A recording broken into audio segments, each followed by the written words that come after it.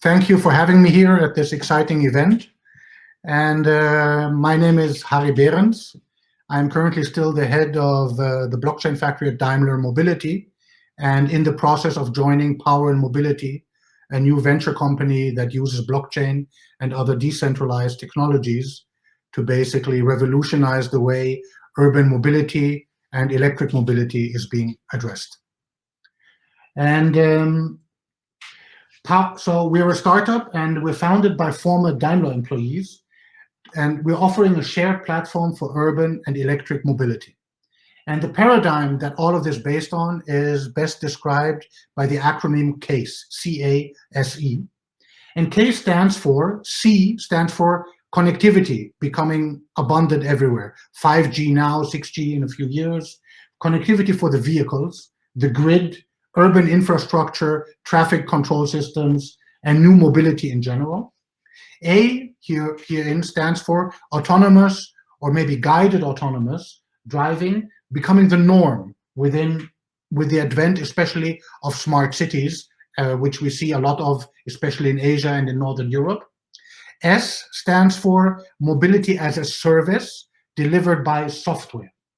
And that basically becomes the new normal in urban spaces. So where mobility is, you consume mobility as a service rather than you drive your SUV to work, you park it, you work, and then you drive it back home. And more than 92%, 93% of the time, the car is completely unutilized. And E, of course, stands for electrification of mobility, but of many parts of industry in general. And we offer a decentralized network, a platform, a decentralized network based on blockchain and decentralized identifiers to interconnect electric power and electric mobility for the Green Deal.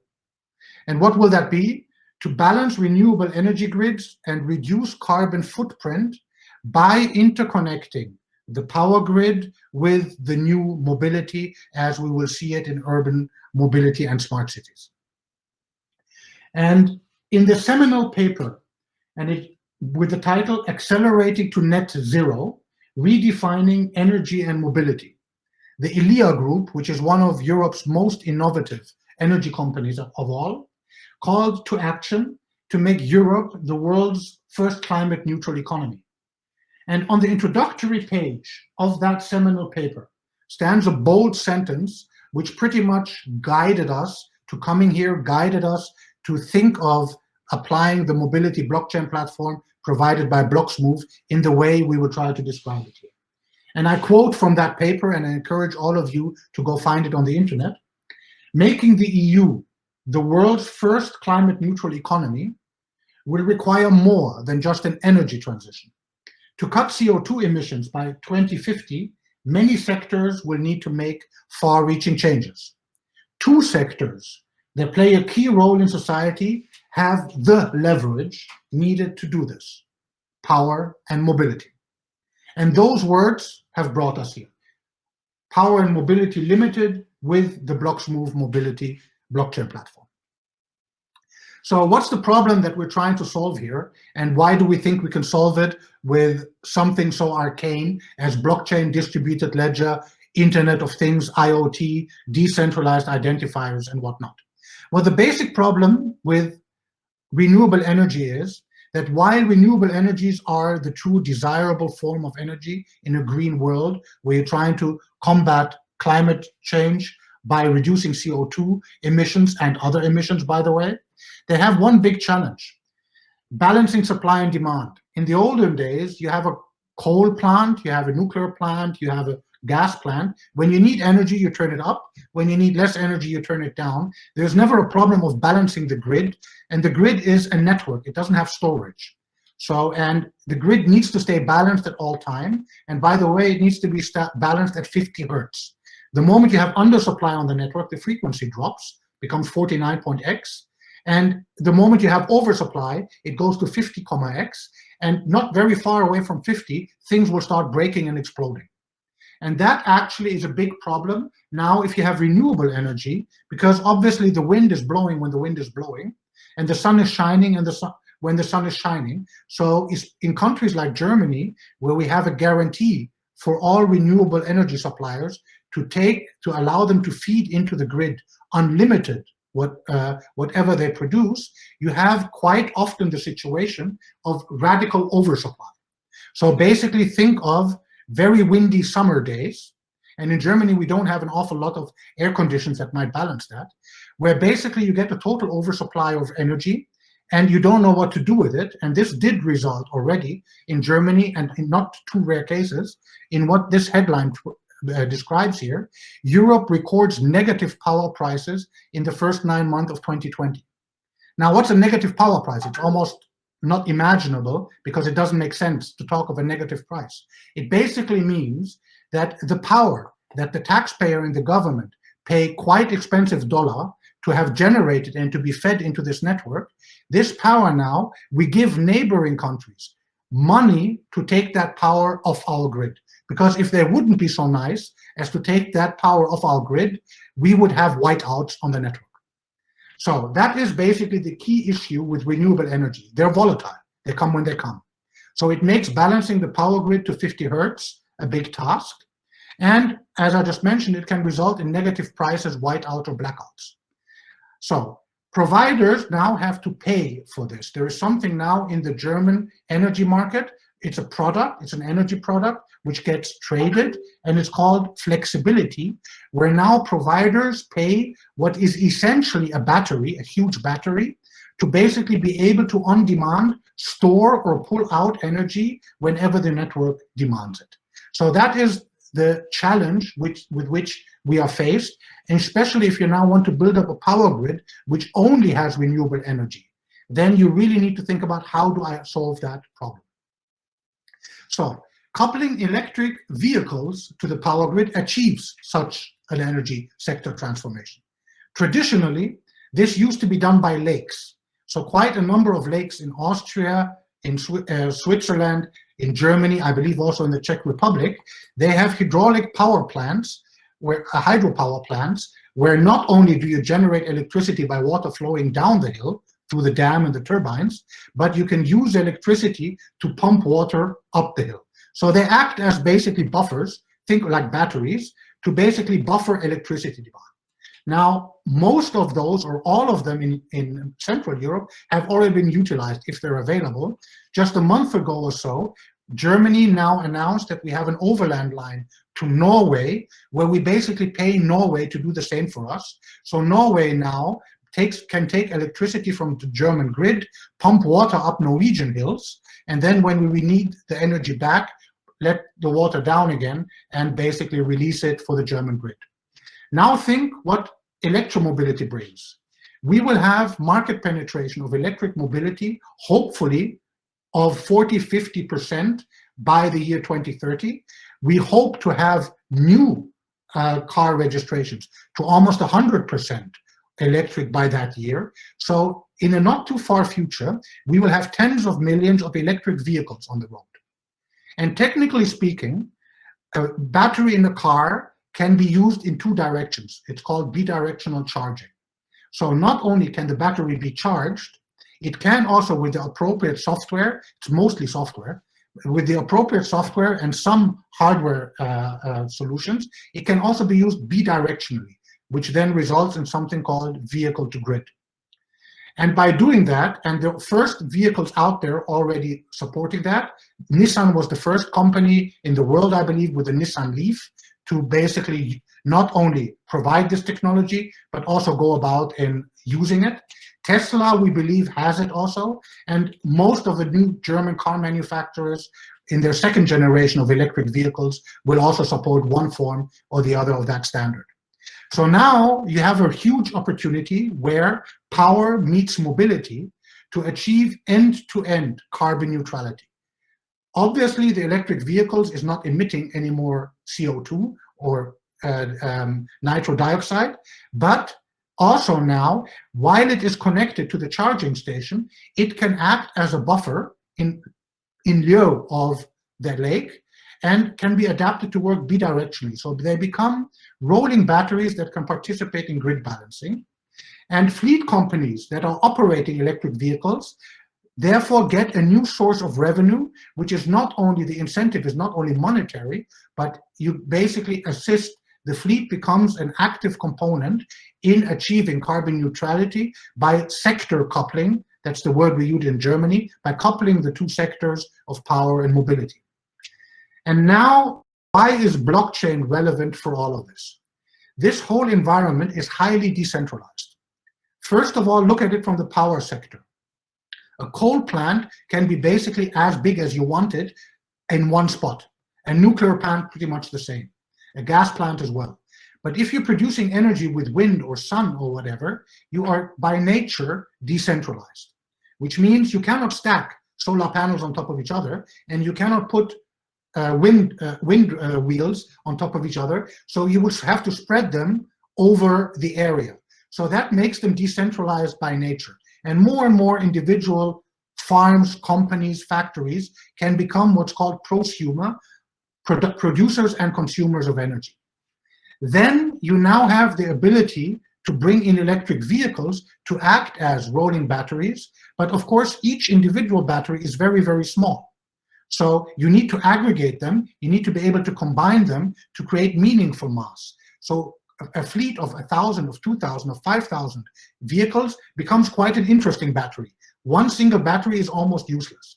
But the nature of these artifacts, the nature of these assets is that they're highly decentralized. Now, obviously, in order to conduct all of this, you need to automate this. This needs to be done in software. It needs to be done in irrefutable software. It needs to be done in a way that it can be fully automated. And we're talking quite big amounts of money here as well. If you want to bill for this, do the necessary recording, the necessary billing record, the accounting and the settlement, you need a very high level of trust that whatever you're recording and whatever you're booking is true and all parties will agree to that.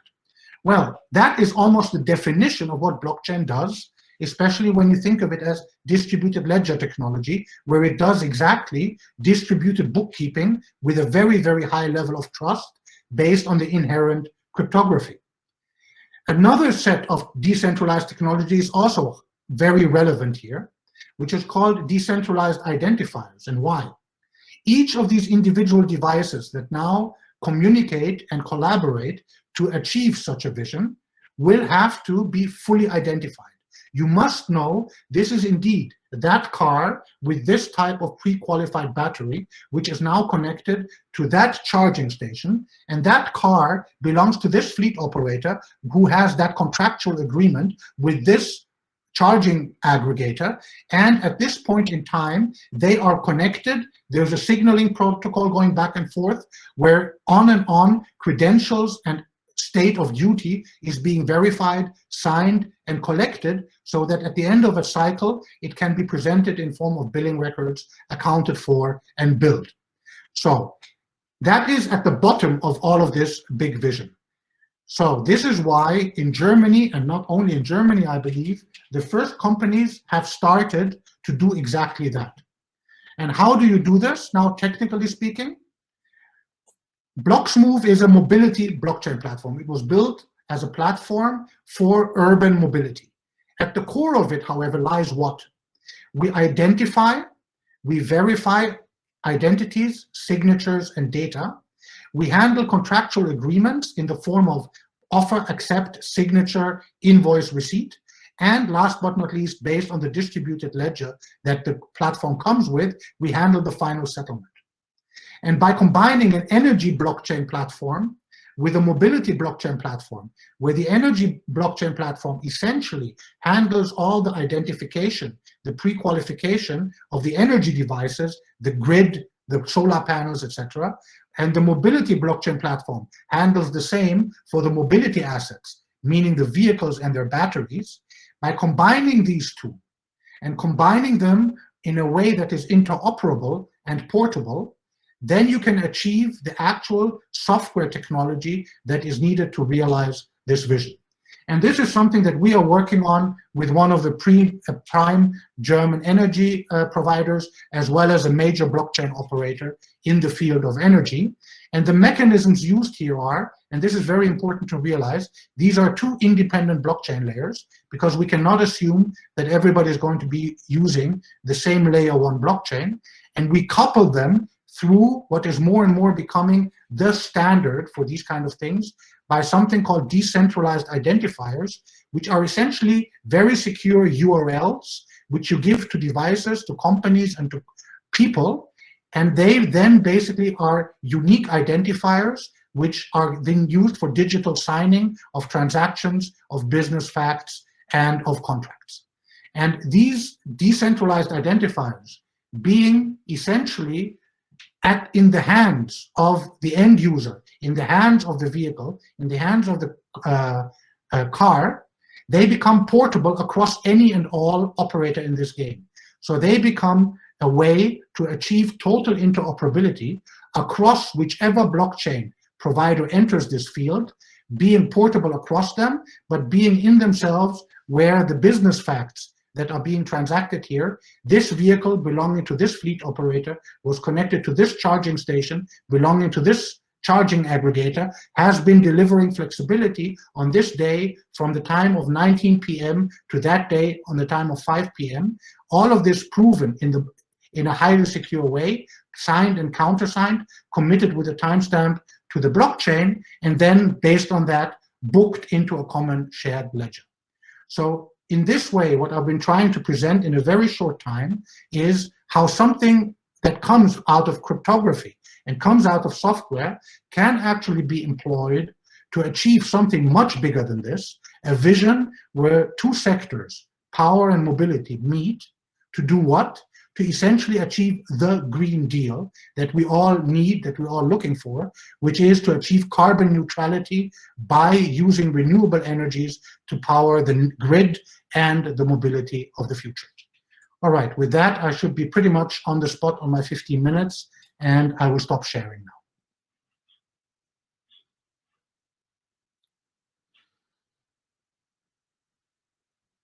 So I do not hear anything. But I do see chats. Yes, I see Craig here. Thank you, Craig.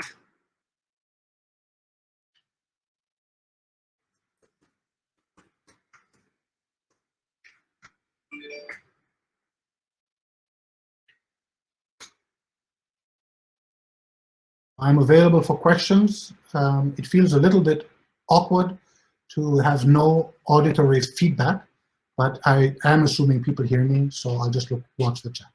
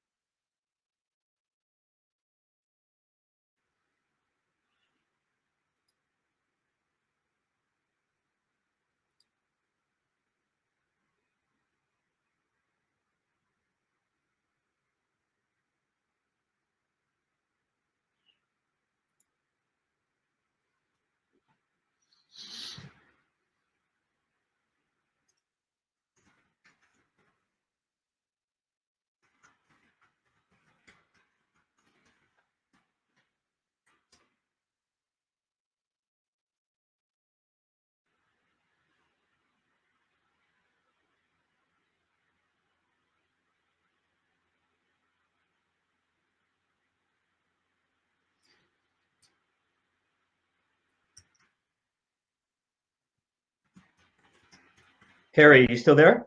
Yes. Yes, we have. You can. So there's a question from Dan. Great presentation. Yes. What main obstacles do you see in making this a reality? Well, this is a very long-term game. So the energy sector is very, very highly regulated, and for good reason. And this kind of vision and these kind of mechanisms, they will need to not only be solved on the technical level, the appropriate market mechanisms, and before that, before the appropriate market mechanisms are even possible to activate, the appropriate regulation will have to come. So I wouldn't call it an obstacle, it's just something that needs to be clarified. Some countries will do it faster than others. This needs to be made possible. So we need to think energy in a new way, because truly this is not only a blockchain topic. Energy will become more decentralized, also physically, and therefore the regulation needs to reflect that. And again, the ILEA group, whom I like to quote when it comes to these topics, they very much use the word prosumer, which basically stands in producer and consumer. More and more energy, you will have your own solar panels, you might have your natural gas, or if you're a farmer, you might leverage, what your cows essentially produce in terms of energy, but then you might also be a consumer, and this might be very decentralized. So a collaboration of farmers might in themselves be an almost autonomous energy grid, but then they're connected to a bigger energy grid, and each party can produce and each party consume. The regulation and the billing mechanisms and the accounting for that needs to be made possible. The technology is always ahead of all of